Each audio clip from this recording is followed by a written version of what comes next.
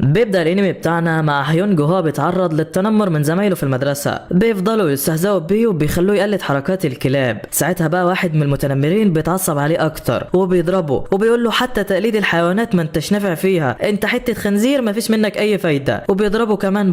بعدين الواد بيروح بيته وبيقعد زعلان من اللي حصل له، بيقعد شوية كده وبعدها بيقوم يعمل لنفسه حاجة علشان ياكلها. واثناء ما كان بيطبخ امه بتيجي من بره بتقول له ارتاح انت وانا هعمل لك الاكل واجيبه لك لحد عندك. بتخلص الاكل وبتديهوله، ولكنه كل ما بيبص في اي حاجه بيزعل، بيفتكر شكله هو كل يوم بينضرب ولكن مفيش في ايده اي حاجه يعملها. بيقول لامه انا عاوز اتنقل من المدرسه ديت، وما بيرضاش يقول لها على السبب الحقيقي اللي عايز يتنقل علشانه. بيقول لها السبب ان كل الطلبه اللي في سني شاطرين وانا مش عارف اجاريهم. الام بترفض طلبه وبتقول له ان دي حاجه صعبه جدا، انت عارف حالتنا الماديه كويس، وانت لو اتنقلت من هنا مصاريف البيت هتزيد ومش هعرف اتحمل مصاريف دراستك. هيونج ساعتها بيتعصب جدا وبيفضل يزعق وبيخبط في كل حاجه قدامه. بعدها بيسيبها ويمشي. تاني يوم بقى بيروح المدرسه، بتخبط في بنت كده وبتكون سرحانه في التليفون بتاعها، بس على الرغم من انها هي اللي غلطانه بتشتمه وبتخليه يعتذر لها. واحد من العيال اللي كانوا بيضربوه بيكون كده معدي بالصدفه، اول ما بيشوف هيونج بيفكره كان بيضايقها، بيتعصب وبيقول له خد الكره ديت واستناني تحت في الملعب. واول ما بينزلوا بيخلوا واحد فيهم يصوره وهما بيعملوا تحدي الكره عليه، واللي هيجيبها في وش هيونج الاول هو الكسبان. اول واحد فيهم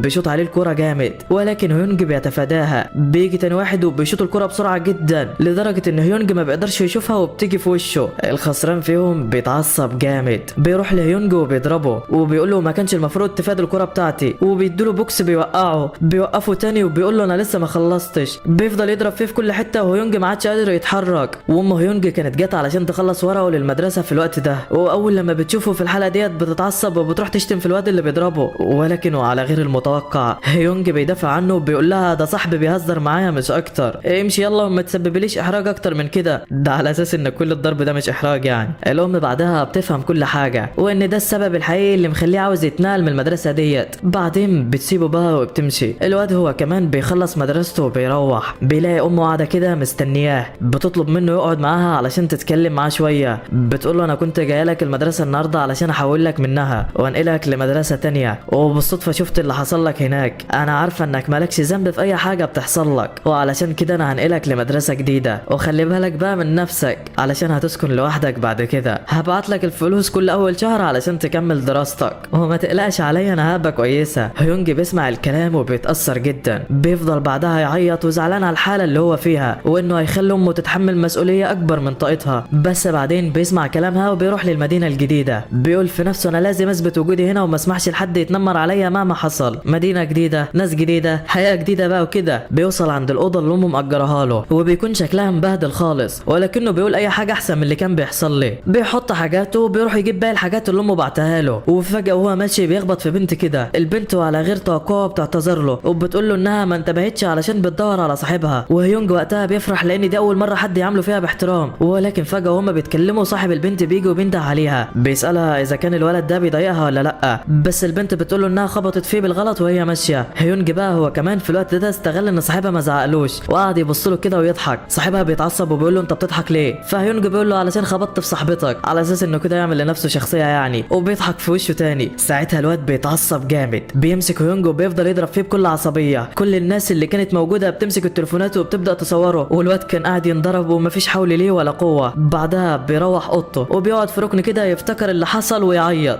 بيفتح التليفون بيلاقي صورته منشوره وجاي عليها تعليقات كتيره سلبيه، كل الناس بتشتم فيه وفي شكله. بيقول في نفسه طب انا عملت ايه لكل ده؟ ذنبي ايه ان اتخلقت بشكل ما يعجبش الناس ولا يحبوني؟ وبيفضل يعيط لحد لما بينام على نفسه. ويا دوب بينام هنا بيلاقي نفسه صاحي بس حاسس ان في حاجه غريبه في جسمه. بيروح الحمام وبيقول هو ايه اللي بيحصل؟ كل حاجه بقت قصيره بالنسبه لي ليه؟ ولكن الصدمه لما بيبص في المرايه بيلاقي حاجه مختلفه. بيلاقي واحد تاني قدامه، بيترعب وبيخرج بره علشان يشوف ايه اللي بيحصل. بيلاقي جسمه الحقيقي نايم وما فيهوش اي حاجه. بيستغرب كده وبيقول اكيد انا بحلم. بيروح على جسمه الحقيقي وبيفضل يصحيه لحد لما بيفوق، وساعتها بيشوف جسم الولد الوسيم نايم جنبه. ساعتها بقى بيفهم كل حاجه وانه لو نام هيصحى في الجسم التاني، ولما بينام بيرجع للجسم الجديد وبيلاقي الله اكبر عليه وعلى جماله، طول وعضلات وجمال، يعني كل اللي قلبك بيحبه. تاني يوم بقى هيونج بيلبس لبسه وبيروح المدرسه الجديده. المدرس بيقدمه وبيدخل يعرف عن نفسه. كل الطلبه اول لما بيشوفوه ما بيكونوش مصدقين انسان ده ولا من كوكب تاني. بيعرفهم بنفسه وبيدخل يقعد في مكانه. مكانه. اول لما بيقعد بيبص يمين كده بيلاقي نفس الواد اللي ضربه امبارح، وكمان بيلاقي البنت اللي خبط فيها هي كمان موجوده. بيترعب كده ولكنه بيفتكر انه في جسمه الجديد ومحدش يعرفه. وكمان بيلاقي الواد اللي ضربه بيعرف عن نفسه، بيقول له انا جين، اتشرفت بمعرفتك. ولكن الواد ده كان غيران منه في الحقيقه، وده لان كل البنات اعجبت بيه من اول ما دخل، حتى صاحبته كانت عماله تبص عليه هي كمان. وكان الواد متضايق جدا. بعدها بيخلص هيونج المدرسه وبيخرج يتمشى. بيقول الجسم ده خفيف والحركه فيه اسهل، لازم اتعود على المشي هنا الاول علشان احافظ على مكانتي قدام الناس وما اتكسفش. بيفضل يتعلم ازاي يمشي ولكنه كان هيقع، فبيقوم لافف جسمه كده وواقف من تاني في حركه اسطوريه. ناس كانوا قاعدين كده في جنبه وشافوه بيتشقلب في الهواء وكانوا مبهورين بلياقته العاليه جدا. هيونج بيكون بقى مستغرب ازاي عمل كده، وبيفضل يجري في الشارع فرحان ومبسوط بجسمه الجديد. تاني يوم بقى بيروح هيونج للمدرسه، كان تعبان وما قدرش يستنى لما الحصه تخلص فبينام. وساعتها بيقوم في جسمه الاصلي، بيفضل يحاول ينام تاني ولكن مفيش فايده، وبيكون لازم حد يصحيه والا يفضل نايم في المدرسه. وفجاه بيصحى هيونج وهو بيزعق في المدرسه. البنت اللي صحته بتقول له انا لقيتك نايم فجيت صحيتك علشان محدش يشوفك وتتعاقب، انا اسفه لو رعبتك. بيقول لها لا لا ولا يهمك، انا اللي اسف علشان صحيت بالطريقه ديت. ولما بيخلص مدرسته بيروح لمحل بقاله علشان يسأل على شغل بقى بعد المدرسه. صاحب المحل اول لما بيشوفه بيكون طاير من الفرحه، وبيقول واحد بالجمال ده جاي يشتغل عندي، ده الزباين هتزيد في المحل وهيجي بنات كتيره تشتري مني. لسه هيتكلم فبيقول له صاحب المحل انت مقبول، ابدا يلا اشتغل من دلوقتي. ولكن هيونج بيقول له انت فهمت الموضوع غلط، انا مش جاي ادور على شغل ليا، انا جاي علشان اشوف الشغل ده لصاحبي. وبيكون صاحبه ده هو جسمه الاصلي. الراجل بيقول له انا موافق بس بشرط انك تبقى تيجي تشتري من عندنا على طول. هيونج بيقول له تمام، وعلى طول بيرجع بجسمه التاني. صاحب المحل اول لما بيشوف شكله وبيكون رافض يشغله، بيقول له انت مش هتنفع في الشغل ده. ولكن هيونج بيبهره وبيقول له انا عارف اسعار كل حاجه، بيقول له اسعار اصعب الحاجات المتشابهه. وساعتها الراجل بينبهر بذكائه وبيوافق يشغله، بس بيديله سعر قليل كده عن اللي كان هيديه لاي حد تاني. بس هيونج برضه بيوافق. بعدها بشويه هيونج كان واقف كده في المتجر عادي بيبيع بضاعه والدنيا تمام معاه،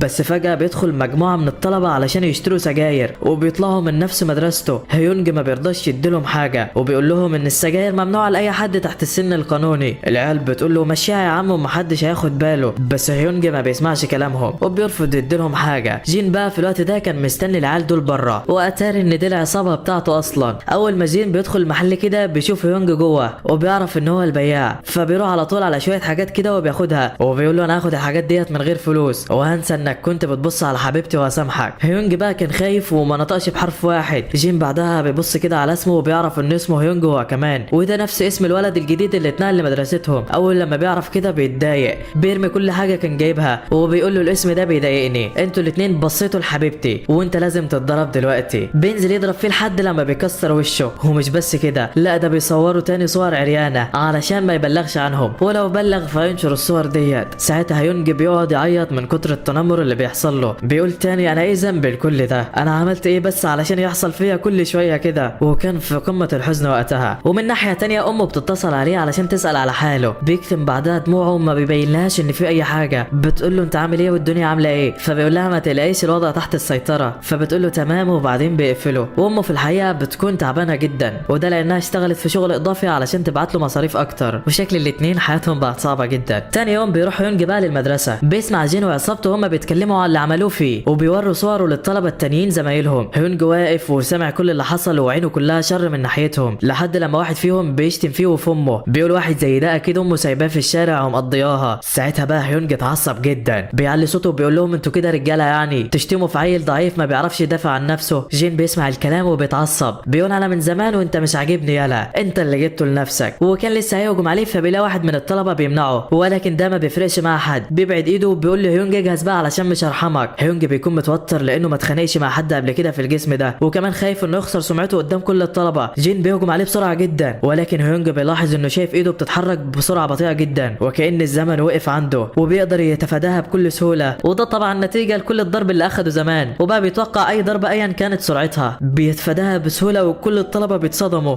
ازاي قدر يفادي اللكمه بالسرعه ديت. جين هو كمان بعدها بيتعصب، بيهجم عليه تاني من كل اتجاه، ولكنه برضه بيتفاداها، هو ما بيرضاش يهجم عليه. ساعتها هيونج بيفتكر امه، بيفتكر ازاي تعبت علشان يوصل لحد هنا، وكمان بيفتكر كل الاهانه اللي اتعرض لها من جين وهو في جسمه التاني وما كانش قادر يدافع عن نفسه. ساعتها بقى بيقرر يضربه، بيصد ضربه جين بايده وبيبص له بصه كده معناها اني مش هرحمك دلوقتي. بيجمع كل قوته وبيديله بوكس واحد بيخليه يقع على الارض ما عادش قادر يتحرك. هيونج بعدها بيقف كده قدام الفصل بعد ما خد حقه، وبيكون وبيكون في قمة السعادة. بيقول في نفسه انا اتاخد حقي مرة ومش هسمح بده يحصل تاني، وبعدين بيمشي. بس بسبب اللي حصل كل العصابات اللي في المدرسة عرفوا بهيونج وعرفوا باللي عمله. بيقول له ازاي طالب لسه جاي جديد يوقف ملاكم جامد زي جين ويوقعه كمان بضربة واحدة، احنا لازم نوقف الولد ده ونعرفه حدوده. وبعدها بيروح هيونج وبيقف في المحل اللي هو شغال فيه. بيدخل عليه واحد كده باين انه خايف من حاجة، بياخد علبة من المحل وبيطلع يجري. هيونج اول لما بيشوفه بيلحقه علشان ياخد منه اللي سرقه، ولكنه بيتفاجئ بالواد داخل على مجموعة العيال اللي كانوا بيضربوه، وبيطلع الولد ده هو كمان بيتنمروا عليه وبيخلوه يسرق اي حاجة هم عاوزينها. واول لما العصابة بتشوف هيونج بياخدوه هو كمان وبيضربوا فيهم. ومش بس كده، بيخلوا هيونج والواد التاني يضربوا في بعض وبيصوروهم. ولكن فجأة كده واحد بينده عليهم. المتنمرين اول لما بيشوفوه بيترعبوا بيكونوا خايفين منه جدا. بيمسك واحد فيهم كده وبيخنقه، بيفضل يعذب فيه وبيكون متضايق جدا من اللي بيعملوه. بيقول لهم لو مسكت واحد فيكم تاني مش هرحمه، امشوا يلا من وشي دلوقتي علشان ما اعوركوش. وساعتها العيال بتخاف منه وبتهرب. وده بقى باسكو يا صديقي، اقوى طالب في المدرسة، طيب وبيساعد المحتاجين دايما وبيزعل اي حد بيجي على الضعيف واللي مش عارفين يدافعوا عن نفسهم. هيونج بعدها بيشكروا على اللي عمله، ولكن باسكو بيسألهم عن واحد اتنقل للمدرسة جديد ويقصد هيونج، وده علشان وقع جين من ضربة واحدة. بيقول لهم لو تعرفوه وصلوا له الرسالة ديت، باسكو لو شافك مش هيرحمك. هيونج بعد ما بيسمع الكلام بيكون مش فاهم ايه السبب اللي يخليه يكرهه كده، بس بيقول له تمام يعني. تاني يوم بقى في المدرسة بيكون هيونج قاعد كده لوحده. بيجي له اصحاب جين وبيكونوا عاوزينه يبقى صاحبهم، وده بسبب قوته انهم بقوا بيخافوا منه بعد اللي عمله في جين. واثناء ما كانوا بيتكلموا بيلاقوا باسكو داخل عليهم. بيروح لهيونج وبيكون متضايق منه، وده لانه بيكون مفكره جاي يستولي على الفصل ويبقى هو الكبير اللي فيه يعني. هيونج بقى ما كانش فاهم حاجة وبيكون مبسوط وبيروح له، وده لانه انقذه امبارح. بيجي علشان يسلم عليه كده ولكنه بيمسكه من كتفه وبيعمل فيه حركة بتثبته في مكانه. الكل بيكون خايف على هيونج لا يحصل له حاجة، لان دي حركة باسكو الشهيرة ومفيش حد يقدر ينجو منها. ولكن ساعتها بيفاجئهم كلهم، بيجمع كل قوته وبيقدر يفك ايده. الطلبة كلهم بيستغربوا ازاي قدر يفك حركة باسكو اللي محدش عارف يفكها. بيقول له انا كنت مفكرك باسكو اللي بتساعد الناس، بس الظاهر اني كنت غلطان. وكان لسه هيهجم عليه بيلاقي صاحب باسكو بيجي وبيتأسف له وبيقول له انه كان فاكره شخص تاني. وبعدها بياخد الواد وبيمشي، وبيكون عمل كده لان شاف باسكو هو اللي هيتأذى لو حاولوا يضربوا بعض، وانه مسك ايد باسكو بس ودي كانت النتيجة، وبتكون ايده اتجرحت جدا. صحاب جين بقى اول لما شافوا اللي حصل فرحوا جدا، راحوا لهيونج وعزموه على العشاء وقالوا له تعالى سهر معانا النهارده بالليل. هو بالفعل بيروح معاهم، بيفضلوا يهزروا معاه وفرحانين بوجوده. جين هو كمان بيجي وبينضم ليهم، وشكله رجع عن اللي في دماغه وعرف انه كان ماشي في الطريق الغلط. واثناء ما كانوا قاعدين واحد فيهم بيطلع التليفون بتاعه بيوريهم صورة هيونج في جسمه الحقيقي وهم بيضربوه، وبيفضلوا يضحكوا ويستهزئوا بيه بعدها. ساعتها بقى هيونج بيتعصب منهم، بيقوم يمسك التليفون وبيكسره، بس فجأة بيغمى عليه لان دي كانت اول مرة ليه يشرب. وبعدين بيفوق بقى في الجسم التاني، بيكون قلقان جدا وخايف انه ما يقدرش يصحى، فبينام في الجسم ده ولكنه بيصحى تاني وجسمه ما بيتغيرش، فبيقلق اكتر وبيكون خايف ان الجسم التاني يختفي زي ما ظهر. وساعتها بيلبس هدومه وبيجري علشان يروح على مكانه. بيوصل هناك واول لما بيشوفه بيطمن لما بيلاقي كل حاجه زي ما هي وانه ما اختفاش ولا حاجه. وقتها بقى جين بيساله عن السبب اللي خلاه يجي هنا، وهل اذا كان اتجرأ وجاي علشان ياخد حقه ولا ايه. فبيقول لهم لا ده هيونج زميلي في السكن وهو اللي كلمنا علشان اجي اخده من هنا. فبيتصدموا من كلامه ولكنه بيكونوا مفكرينه الخدام بتاعه وبيخلوه ياخده. بعدها بيخرج وبيقف عند آلة كده بتقيس قوة اللكمة. بيبدأ جين يتكلم مع هيونج وبيقول له ما تسيبش حد يتنمر عليك بعد كده، وهو قوي جدا مش زي ما هو فاكر. وبيعلمه شوية حركات كده في الملاكمة وبيعرفه كل الخطوات اللي تخليه يركز قوته في قبضة ايده. وبيضرب جين الآلة وبيجيب اعلى سكور فيها وهو 892. وبعدها بيسيبه هيونج وبيمشي. هيونج بقى كان مبهور من قوة لكمته وبيقول اما اجرب انا كمان. بيعمل نفس الخطوات اللي قال عليها وبيجمع كل قوته وبيضرب، ولكنها مش بتيجي في الآلة اصلا وبتكون جت في الهواء. فبيتحرك هيونج وبيمشي. تاني يوم بقى في المدرسة بيشوف هيونج الواد اللي سرق الحاجات من المحل بتاعه قبل كده، بيروح يتكلم معاه وبيكون اسمه جي. هيونج بيروح معاه وبيتكلم بكل احترام مش زي العيال التانية. بيقعدوا ياكلوا سوا والواد بيكون مستغرب ازاي واحد شكله بيتعامل معايا كده، وبيتوقع انه هيخليه تحت ايده ويستغله زيهم. بعدين بقى لما هيونج بيخلص مدرسته وبيروح بيتفاجئ بامه وهي هناك، وكانت جايبه له شويه اكل كده وحاجات علشان تديهوله، ولكنه بيكون لسه نايم. بيدخل عليها وبيقول لها ازيك يا امي، ولكنه بيفتكر ان ده مش جسمه الحقيقي، فبيقول لها اقصد زي امي يعني. بتبدا الام تتكلم معاه بعدها وبتساله هو مين، فبيقول لها ان هيونج زميله في السكن ده وده علشان نقلل المصاريف وكده.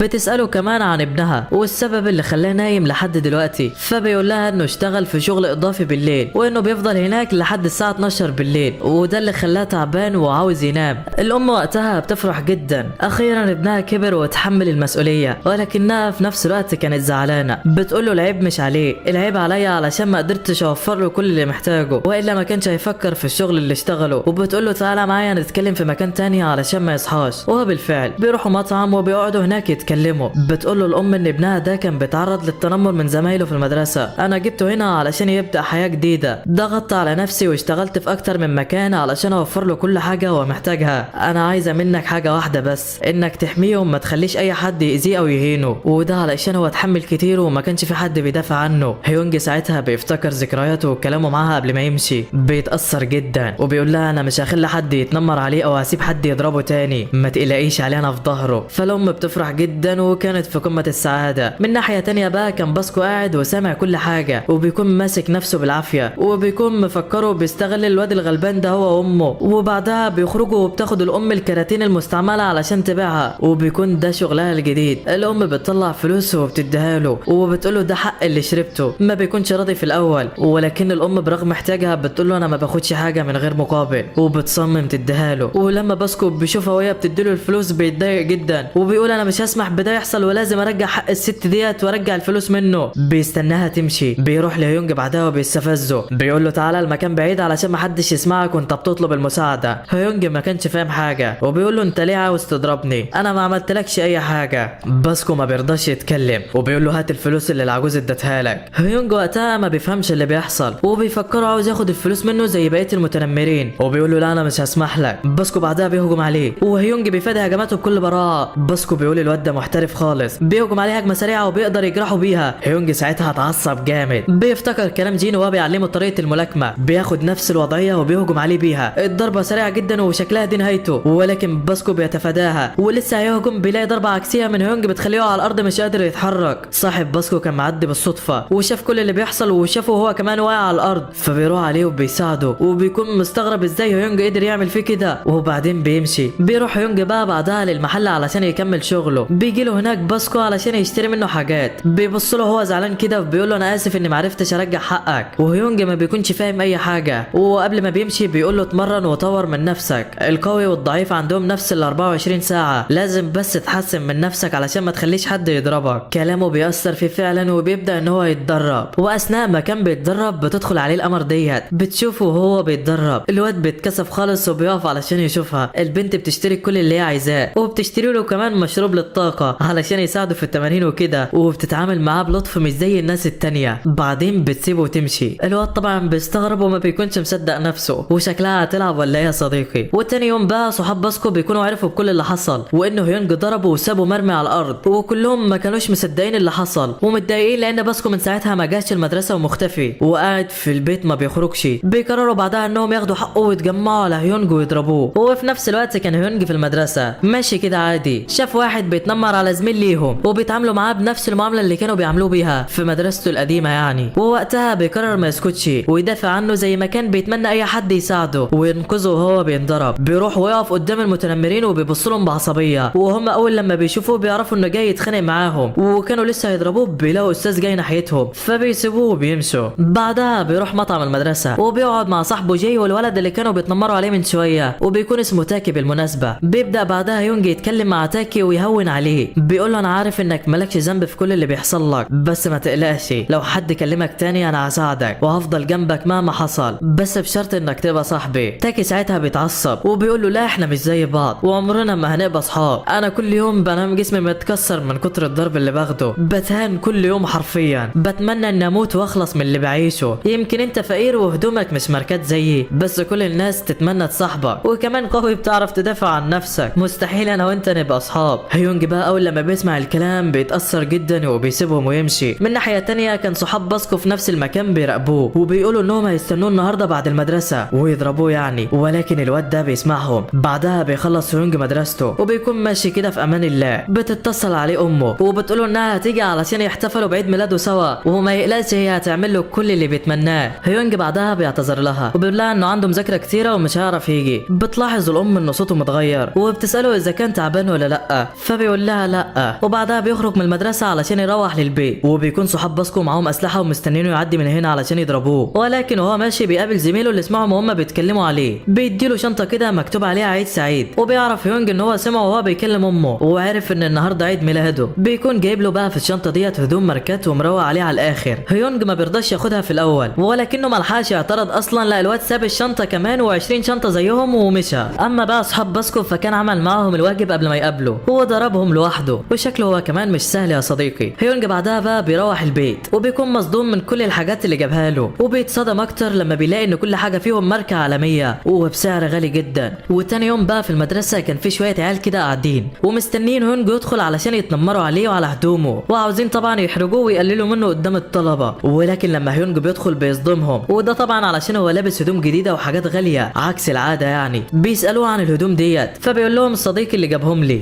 ومن جانب تاني كان تاكي راح يقدم لبرنامج الموهوبين، وهناك بيعملوا اختبارات علشان يختاروا احسن مغني ويضموا ليهم. ولكن بيكون الواد اللي على طول بيتنمر عليه ويضربه هناك بيفضل يشتمه شويه لحد لما جه دوره علشان يدخل ويختبروه. بيدخل فعلا وبيغني وبيعجبهم اداؤه جدا. بعدها حكم المسابقه بيخرج، اول ما بيشوف تاكي وان هو الاخير ما بيرضاش حتى يسمعه، بيقول له انهم خلاص اختاروا الفايز وبيسيبوه يمشي. تاكي بيمشي وجواه كميه حزن مش طبيعيه. بيروح المدرسه ولكن المتنمر ما بيسيبوش في حاله، بيروح له قدام الفصل وبيهين فيه قدامهم، بيقول له واحد زيك ما يستاهلش يتحط في مقارنه معايا، انت كنت مفكر انهم هيقبلوك ولا ايه؟ وبيفضل يضربه بعدها. بعدين بيقف قدام اعلان لمهرجان الغناء كده، ودي بقى مسابقه بتتعمل قصاد فرق واللي بيكسب فريق واحد بس بيكون عاوز يقدم فيها، بس ثقته في نفسه بقت معدومه بعد كل اللي حصل فيه. بيروح لمطعم جدته كده وبيلاقيها لسه ما روحتش وفضلت قاعده طول الوقت ده علشان توفر له كل حاجه هو محتاجها. بيتكلم معاها شويه وساعتها بيتفاجئ بالعيال اللي ضربوه هم معديين من هناك، ولكنهم اول لما بيعرفوا انها ست وبيتعاملوا قدامها باحترام. الست بتعرض عليهم اكل وهم على طول بيوافقوا، بيفضلوا ياكلوا لحد لما بيخلصوا كل حاجه عندها. الست بعدها بتقول لهم علشان انتم صحاب تاكي خدوا الاكل ده معاكم البيت، وبتدي لكل واحد فيهم كيس اكل. بس هم اول لما بيمشوا بيرموه قدام المحل بتاعها وكمان بيشتموا فيه وفي سته. تاكي بيسمعهم وبيكون متضايق ولكنه ما كانش قادر يعمل حاجه. ومش بس كده، لا تاكي اول لما بيروح المدرسه بيتصدم لما بيلاقيهم كاتبين شتيمه في مطعم سته وكمان بيغلطوا فيها وفي اكلها. تاكي في الوقت ده بيعدي باصعب فتره في حياته، وكل يوم بيعدي عليه بيكون اوحش من اللي قبله. بيروحوا المطعم المدرسه وبيبدا المتنمرين يعملوه زي الخدام بالظبط وبيذلوه قدام الطلبه كلهم، ولكن المره دي تختلف لان هيونج بيكون هناك. اول لما بيشوفهم بيفتكر نفسه ايام زمان، ايام ما كانت المدرسه بالنسبه له كابوس ونفسه حد يصحيه منه. بيروح لهم وبيتفاجئ بالواد اللي خلص على رجاله باسكو واقف في ظهره. المتنمرين بيقولوا لهم ابعدوا من هنا والا هيحصل حاجه مش هتعجبكم، انتم 2 واحنا 3 ومعروفه مين هيفوز يعني. ولسه ما بيكملوش الكلمه بيلاقوا جيم بيقول لهم احنا كده 3، وفعلا اعداء الامس بقوا اصدقاء اليوم والدنيا اخر شياكه. المتنمرين بيتصدموا ولكن صدمتهم بتكمل لما باسكو بيحضر في المكان، بيقول لهم انتم جيتوا مع الغلبان ده علشان ضعيف لوحده، طب بصوا كده انا كمان لوحدي وانتم ال3 عليا، ولو ما مشيتوش دلوقتي هخلص عليكم دلوقتي. العيال وقتها بتترعب وبتسيبهم وبيمشوا زي الفراخ لان اسم باسكو طبعا لوحده كفايه يخلص عليهم. بس هم مش ناويين على خير ومش هيسيبوا تاكي الغلبان يعدي كده من غير علقه. بيستنوه بعد المدرسه وبياخدوه في مكان لوحده وبيفضلوا يضربوا فيه بكل غباء. تاكي ما عادش قادر يتحمل، ماسك في النوتة اللي بيكتب فيها كلمات الاغاني بتاعته، بيقول طالما لسه موجوده فحلمي لسه موجود وده كفايه. ولكن دي كمان ما بتسلمش منهم، بيقطعوها له وبيرموها في وشه وبيسيبوه مرمي على الارض وبيمشوا. ومن ناحيه تانية بقى هيونج كان بيتعاقب لانه كان هيبدا خناقه في المطعم. بيفضل ينظف ولكنه ساعتها بيسرح مع نفسه وبيفضل يغني اغنيه كان كاتبها لما كان في جسمه الحقيقي، وبيكون صوته حلو جدا وكلمات الاغنيه بتكون في حته تانية لوحدها، مفيش اي حد بيكون موجود الا تاكي واللي كان لسه واقع على الارض. اول ما بيسمع الصوت ده بيطلع علشان يشوف مين اللي صوته مزلزل المكان ده، بيطلع وبيلاقيه هيونج. وهيونج اول لما بيشوفه بيسكت وبيكون مكسوف ومحروق خالص، وده لانه عمره ما غنى قدام حد قبل كده وخايف ان صوته يكون وحش ولا حاجه. بس تاكي بيتكلم معاه وبيقول له صوتك ده مش طبيعي، انا اول ما سمعتك وانت بتغني حسيت ان قلبي اتحرك من مكانه، انت بصوتك ده تكسب في اي منافسه، ما تيجي نقدم في المهرجان انا وانت. هيونج بيقول له انا بفكر في ده من زمان بس ما لقيتش اللي واقف جنبي ويشجعني، تعال نعمل فريق. ساعتها تاكي بيتشجع وبيقول له يلا بينا. بيروحوا فعلا على المهرجان وبيقدموا. تاني يوم بقى هيونج بيروح لبيت تاكي علشان يشوفوا الاغاني اللي كان كاتبها وبيبداوا في التدريب. بيكون بيت تاكي وحش جدا ولكن ده ما بيفرقش مع هيونج لانه عارف الحياه دي كويس. بيطفي له النور وبيقول له لازم توفر علشان فاتوره الكهرباء. تاكي بيفرح وبيقول له رغم ان في فرق كبير ما بيننا انا حاسس انك اخويا الكبير وبتعرف انا عاوز ايه كويس، شكرا على اللي انت بتعمله يا هيونج. وبعدها بتعدي الايام ما بينهم، كل يوم بيتدربوا وبيحسنوا ادائهم اكتر واكتر. بيقول تاكي لهيونج ان صوتك حلو قوي بس انت نفسك ضعيف ولازم تتدرب الايام ديت علشان ما عادش غير 3 ايام على المسابقه. ساعتها بقى هيونج بيتدرب طول اليوم، وده لانه بيصحى في الجسم التاني، بيفضل يحسن من ادائه ويتدرب تاني. واثناء ما كان بيتدرب في جسمه الحقيقي بتدخل عليه القمر ديت، بتسمعه وهو بيغني وبتقول له صوتك حلو قوي، وبتحفزه ان هو يكمل، وبتشتري له البن نعناع وبتقول له ده بقى علشان زورك ما يوجعكش. وبعدها بتسيبه وتمشي، وهو طبعا ما كانش قادر يصدق ازاي بنت في جمالها تكلمه. لا ومش بس كده، ده كمان اشتريت له البن بالنعناع. الواد بعدها بيقول انا كده اموت وانا مستريح. وتاني يوم بقى بيروح لاصحابه علشان يغني قدامهم ويوري لهم اللي وصل ليه بعد كل التدريب ده. بيغني قدامهم وهم اول لما بيسمعوه ما بيكونوش مصدقين ازاي اتطور كل ده في خلال كام يوم بس، وبيقولوا له خلاص احنا كده جاهزين نكسب المسابقه. عايش على الثقه والله. بالليل بقى بيروح تاكي وجي للمحل اللي شغال فيه هيونج، وبيكون جي جاب تاكي معاه وجم هنا علشان يعتذر لهيونج علشان الحاجات اللي سرقها من المحل قبل كده. هيونج بيقول لهم انا مش زعلان على حاجه، انا عارف انك سرقت علشان كنت مجبر على كده، وانا مسامحك وما تشيلش نفسك ذنب بعد كده. جاي بيشكره وبيقول له انا مش عارف اقول لك ايه والله. بيبدا يحكي له قصته بعدها، بيقول له انا كنت طالب فاشل، الكل بيتنمر عليا زي الخدم بالظبط، لحد لما جه يونج ووقف جنبي وبقى زي اخويا وما عادش اي حد يقدر يكلمني. تاكي هو كمان بيقول له ان هو ساعده، وقف قدام اخطر الناس في المدرسه بس علشان يساعدني. في الاول كنت مفكره بيستغلني، بس حسيت ان هو شخص كويس بعد كده وحسيت بالامان، ودلوقتي انا عايش مبسوط. وفجاه كده بيلاقوا باسكو واقف قدامهم بيقول لهم انتم متاكدين ان هو عمل لكم ده من غير مقابل؟ امال ليه خد الفلوس من العجوز في المطعم؟ ساعتها بقى هيونج بيحكي له كل حاجه، بيقول له ان هو خد الفلوس حق المشروب بتاعها مش اكتر. ففي وقتها باسكو بيعرف كل حاجه، وبيعرف ان هيونج شخص طيب مش زي اللي في دماغه. تاني يوم بقى كان هو يوم المهرجان، واللي هيبقى فيه مسابقه الغنى، وبيكون في طلبه كتير مقدمه وفي جمهور بيتفرج، وده اللي بيخلي هيونج متوتر وخايف من المسرح. وفجاه بيشوف البنت اللي كانت شجعته وهو بيغني في المحل قبل كده، بيروح علشان يتكلم معاها، ولكن دي بتكون كرهت الحفله وماشيه. بتقول له كل اللي هنا بيهتموا بالمظاهر مش اكتر، لو جيت ومفكر انك هتقنعني ارجع للحفله بسبب شكلك فانت غلطان. هيونج لسه هيوقفها ويقول لها على كل حاجه، بيلاقي السكيورتي بيمسك ايده وبيقول لهيونج بعدها ابعد علشان ما يحصلكش مشاكل. ولما هيونج ما بيرضاش يمشي الولد بيهجم عليه وبيضربه. ففي وقتها بيقع هيونج في الارض مش قادر يتحرك. لسه هيهجم عليه تاني بيلاقي باسكو بينده عليه، بيقول له جرب تلمسه تاني وهتشوف اللي هيحصل لك. فالواد بعدها بيسيب هيونج وبيروح يهجم على باسكو. باسكو بيقول له اخلع نضارتك يلا، ما بضربش حد الا وعيني في عينه علشان لما يخسر احس بالكسره اللي جواه. ولكنه ما بيسمعلوش وبيضرب باسكو في وشه، بيجيب دم ولكنه ثابت في مكانه ما اتحركش. الراجل بيتصدم ازاي قدر يستحمل الضربه ديت رغم اني ضاربها بكل قوتي. وساعتها بيخلع نضارته وبيقول له يلا واجهني. هيونج هو كمان بيجمع كل قوته وبيقف علشان يساعده. لسه هيهجم عليه بيلاقي البنت اللي معاه بتمنعه وبتقول له يلا نمشي من هنا من غير مشاكل. الواد بيقول لها تمام وبيركب عربيته وبيمشي. بعدها بيقعد باسكو مع هيونج وبيتاسف له، وده لانه كان فاهمه غلط وبيتعامل معاه على اساس كده. بس في وقتها بيسمعوا صوت بدء الحفله الموسيقيه، فبيسيبوا هيونج وبيمشي. بيروح هناك وبيقف هو وتاكي، وبيكون اللي كانوا بيتنمروا عليهم هم اللي هيقدموا في الاول. بيعدوا عليهم وبيقولوا لهم اتفرجوا بقى، بيبداوا يغنوا والجمهور بيتفاعل معاهم وبيقدموا عرض لا يعلى عليه. بعدها بيخرجوا بيروحوا لتاكي وبيضربوه، بيقولوا له بعدها ده بس تحيه لدخولك. هيونج بيشوفهم وبيروح جري على تاكي وبيطمن عليه. لسه هيقوم ويضربه بيلاقيه بيقول له سيبهم يفرحوا شويه علشان يبقى للفوز طعم لما نكسبهم. وبعدها بيطلعوا على المسرح علشان يقدموا العرض بتاعهم. اول لما بيطلعوا الجمهور كله بيهتف باسم هيونج وبيحيوه. بيبدا يغني ولكنه كان متوتر ومش عارف يجمع كلمات الاغنيه من كتر الخوف. بس في وقتها تاكي بيتقدم وبيبدا هو الاول. الجمهور بيتفاعل معاه وصوته كان جبار يا صديقي. هيونج وقتها بيتحمس، بيفتكر ذكرياته، بيدخل على المسرح بيغني والجمهور كله بيحس بكلام اغنيته، وحرفيا الكل بيتصدم. وبتنتهي المسابقه بفوز هيونج وتاكي. طبعا المتنمرين بيقولوا له هو فاز بسبب شكله مش اكتر، ولكن بيجي رئيس المسابقه وبيقول لهم لا دول فازوا بسبب موهبتهم، وبيلغي العقد اللي كان متفق معاهم فيه. بعدها بيروح لهيونج وتاكي بعد ما خدوا جايزتهم، بيتكلم مع تاكي وبيقول له انا فاكرك، انا غلطت علشان ما رضيتش اسمعك وانت جاي تقدم قبل كده، بس النهارده انا بعترف بموهبتك. بيطلع كارت الشركه بتاعه وبيكون تاكي مفكر خلاص ان هو يديهوله، ولكنه بيكون مطلعه لهيونج. بيقول له ده كارت الشغل بتاعي، لو عاوز تبقى شريكي فخده وهنمضي العقد دلوقتي. هيونج بيقول له طب وتاكي؟ فبيرد عليه باستهزاء وبيقول له ده كان وسيله لظهور موهبتك مش اكتر. ساعتها هيونج بيتعصب بيقول له شكرا، خلي الكارت ينفعك انا مش موافق. الكل بيتصدم من اللي عمله وان هو رفض فرصه ما تتعوضش، بس دي طبيعه هيونج يعني. بعدها بقى الاغنيه بتاعتهم بتنتشر والناس بتشوفهم في كل انحاء العالم، ولما البنت دي بتسمع الاغنيه بتتصدم، وده لانها سمعت هيونج بيغني الاغنيه في المحل اللي هو شغال فيه. بتقول مش ممكن يعرف الاغنيه ديت الا اذا كان هو نفسه، وبنعرف بعدها ان هي زيه وعايشه بجسمين زيه بالظبط. ومن هنا بيخلص الانمي بتاعنا. استنونا بقى في ملخصات تانية. وحبيت اقول لكم حاجه، اولا كده ده سكريبت اخويا ولسه عامله، فانا عاوزكم تقيموا السكريبت بتاعه وتقولوا له على اي حاجه ناقصاه، ولو عجبكم وعاوزين فيديوهات من ديت تاني اكتبوا لي في التعليقات. ويلا يا عم، سلام سلام سلام.